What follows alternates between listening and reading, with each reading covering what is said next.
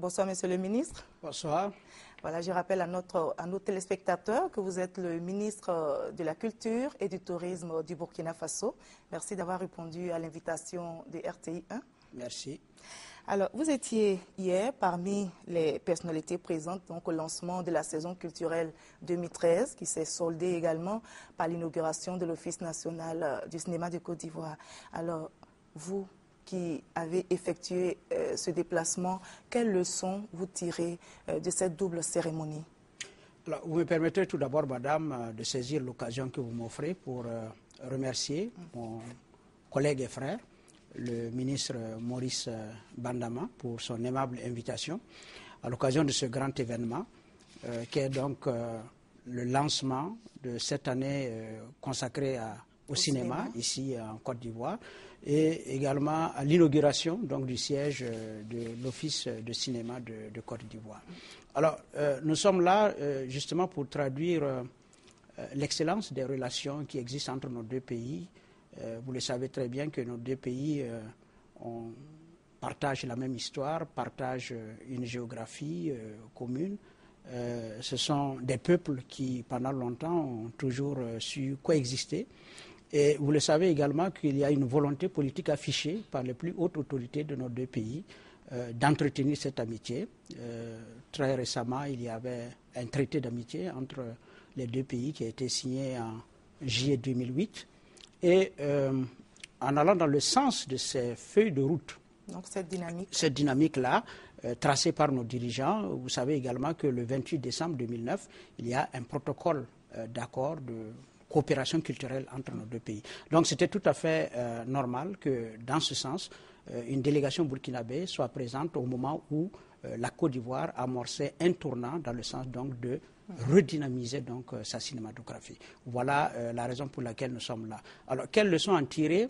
La première leçon, c'est cette volonté politique qui est affichée par les autorités ivoiriennes de véritablement mettre la culture au centre des préoccupations, faire de la culture un pilier du développement. Parce qu'il y a des retombées, comme on l'a entendu également. Est-ce que vous pouvez revenir un peu sur l'utilité, sinon l'intérêt pour un pays de mettre l'accent sur la culture? Je vais être peut-être très très concret, puisque nous sommes dans le domaine du cinéma. Vous savez qu'une équipe de tournage, ce n'est pas moins d'une centaine de personnes, donc qui ont des cachets. C'est autant d'emplois qui sont offerts à des techniciens et notamment une frange jeune. Vous savez également qu'il y a, ça c'est la chaîne, j'allais dire de la production, mais il y a la chaîne de la distribution, donc il y a des distributeurs, c'est autant d'opportunités de travail.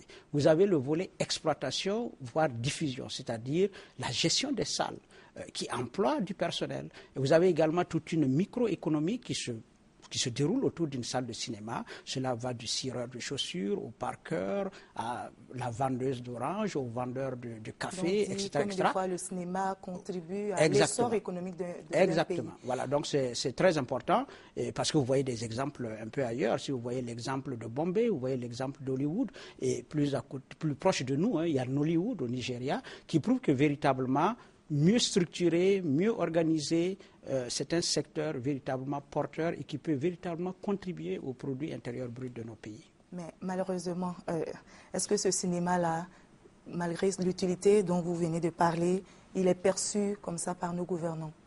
Il est perçu par nos gouvernants. Je crois que déclarer 2013 année du cinéma en Côte d'Ivoire, c'est la traduction concrète de cette volonté politique. Maintenant, il appartient aux acteurs de saisir la balle au bon et de véritablement s'organiser pour donc répondre à cette attente. Je crois que c'est véritablement une aubaine qui se présente donc aux professionnels du cinéma et de l'audiovisuel ici en Côte d'Ivoire. Monsieur le ministre, c'est vrai, vous êtes ministre, mais avant tout, vous êtes cinéaste, écrivain également. Alors, est-ce qu'aujourd'hui, mis à part, en fait, de façon concrète, est-ce qu'on peut parler des cinémas africains? Non, un cinéma qui pourrait être compétitif sur l'échiquier international, par exemple? Oui, nous avons tous les atouts. Sur le plan purement professionnel, je crois que nos professionnels n'ont pas à envier aux autres professionnels du monde. Ils ont pratiquement fait les mêmes écoles. On dit que notre cinéma ne fait pas rêver, monsieur le ministre. Aussi, on est toujours là en train de conscientiser dans nos scénarios. Il n'y a pas une seule typologie de cinéma. Il y a des cinémas. Et vous savez, le cinéma remplit plusieurs fonctions.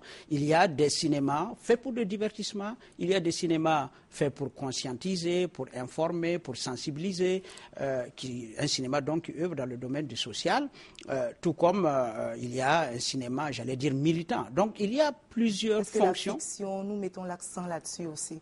Quand Mais on regarde important. par exemple les autres films européens, américains, Oui. qui nous font rêver. Est-ce que ce cinéma africain... Écoutez, aujourd'hui, je pourrais vous dire qu'il y a de nombreux films africains qui font rêver. Prenez toutes les séries télévisuelles qui aujourd'hui, Dieu merci, inondent nos petits écrans, mais ce sont autant d'œuvres qui font rêver.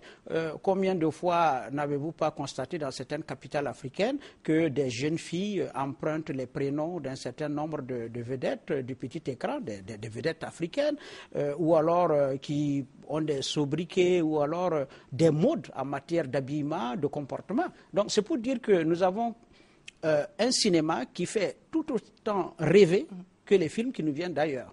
Je crois aussi qu'il y a un marché. Je suis, j'allais dire, bien placé pour le dire. Lorsqu'on regarde l'engouement que suscite par exemple le FESPACO, le Festival panafricain du cinéma et de la télévision de Ouagadougou, nous pouvons véritablement affirmer que les Africains ont besoin, ils ont soif de leur image. C'est une réalité. Maintenant, comment conquérir ce marché?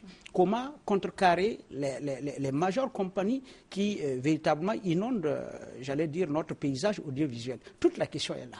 Il y a un véritable besoin pour les Africains de se voir à l'écran, de voir des hommes et des femmes qui correspondent à leur vécu, qui correspondent à leur pensée.